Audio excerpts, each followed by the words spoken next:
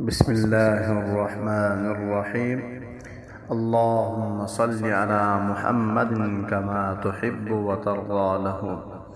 علامہ جلال الدین سیوطی رحمہ اللہ تعالی فرماتے ہیں کہ قرآن مجید کی 10 صورتیں 10 چیزوں سے بچاتی ہیں۔ سورہ فاتحہ کی تلاوت اللہ تعالیٰ کے غضب سے بچاتی ہے۔ سورہ یاسین کی تلاوت قیامت کے دن کی سخت پیاس سے بچاتی ہے۔ سورہ دخان کی تلاوت قیامت کی ہولناکیوں سے بچاتی ہے۔ سورۃ الواقعہ کی تلاوت فقر و فاقہ سے بچاتی ہے۔ سورۃ الملک کی تلاوت عذاب قبر سے بچاتی ہے۔ سورۃ الکوثر کی تلاوت دشمنوں کی دشمنی سے بچاتی ہے۔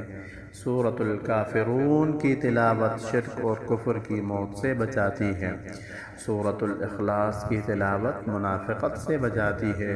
سورۃ الفلق کی تلاوت حاسدوں کی حسد سے بچاتی ہے۔